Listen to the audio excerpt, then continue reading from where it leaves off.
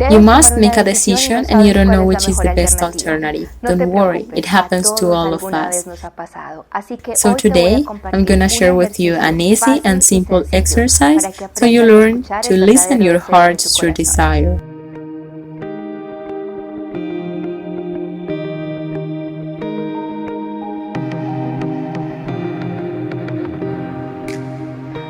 Hello, it is a pleasure to greet you. I'm Maria Elena Badillo, and if this is the first time you see one of my videos, let me tell you that I am a psychologist and that I dedicate myself to accompany people to reach the plenitude and well-being they deserve in their lives. And I do it combining my two great passions, psychology and spirituality. Many times people tell us, at the moment of making a decision, listen to your intuition, trust your sixth sense, or listen to your heart's voice. But how to know if it is really a matter of my soul or if it is a matter of my mind and my ego?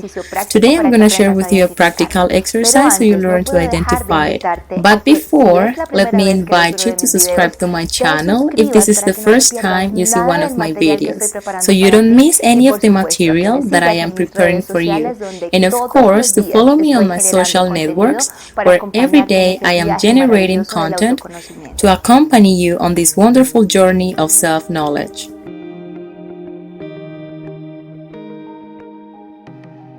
We can define intuition as that impulse that is not thought but felt, and you can identify it as that genuine enthusiasm. Almost always, when we're faced with a relevant decision, we used to feel a little nervous, anxious, or even a bit of anguish. The difference is, when it is about your intuition, you really feel a genuine enthusiasm. Although nervousness is present, uncertainty generates some tension. It is a tension more towards well-being, more towards the, I should do it, it scares me a little, but still I feel really excited to take on this challenge.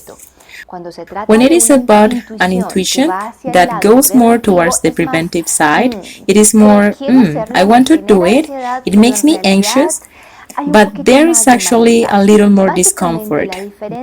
Basically, the difference is that your sixth sense, you don't think about it, but it is a first impulse that you experiment and that you get to feel even in your body. And it can be associated with enthusiasm, do it, let's go, you should do it, or there is a little nervousness, but something doesn't sound good to us. It is better for you to avoid it. You better not do it this time. The difference is that when it is about your mind and not about your intuition, it is not something that occurs immediately, but that feeling can be triggered after you overthink about it and you think about the different possibilities that can be triggered. Intuition comes first. It is instinctive. It is an emotional discharge that appears as a reaction to that dilemma, to that situation in which you have to decide. While the emotions that are derived from thoughts occur after you start to think. For example, if it is about a trip, if they invite you to travel to a place you don't know and the first impulse you get is, okay, it scares me a little because I don't know that place, but I think yes, I feel that first impulse of enthusiasm, okay, that is your intuition. But if you have to sit down and think, okay, the guy I like is going, it is a place I've never been before, I can upload photos to Instagram, I can tell my family I was traveling, okay, there I do get excited. If you have to think about it too much in order to trigger that emotion, it is not about your intuition anymore.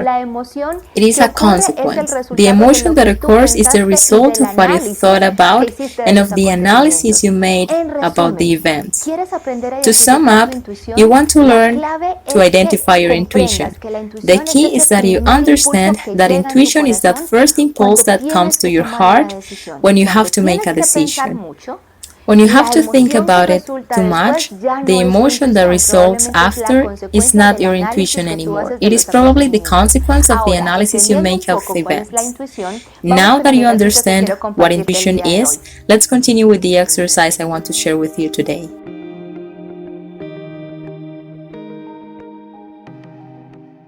If after having understood what the mind is and what intuition is, it is definitely not clear enough for you which path to take at the moment of making a decision, I invite you to play a game.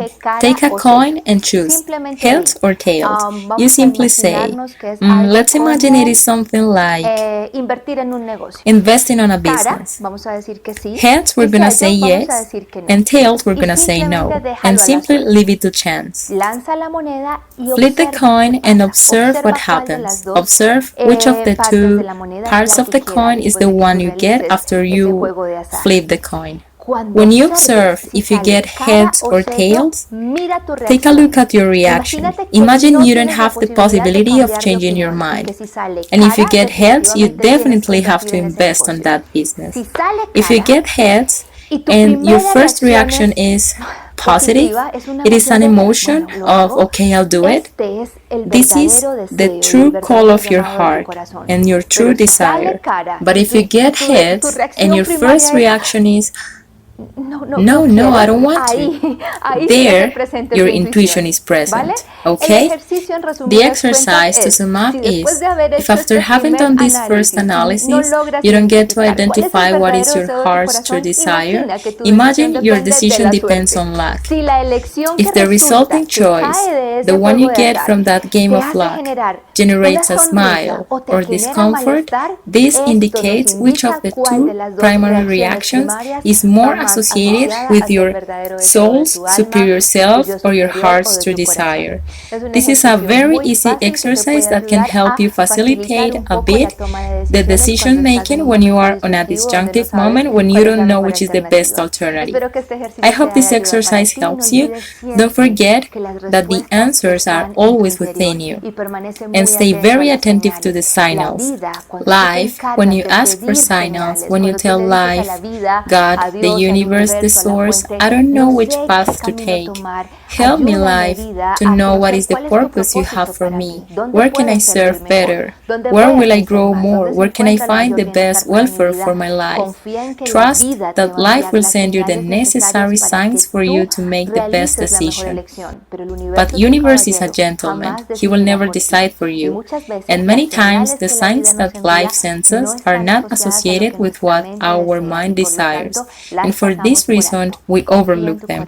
Trust your heart. Your heart always knows the answer. I send you hugs, kisses, and don't forget that my courses online are available for you, and you will find them on my website, www.cursos.mariaelenabadillo.com. Also, leave a heart emoji in case you like this video and all your comments. My team and I will love to read your messages.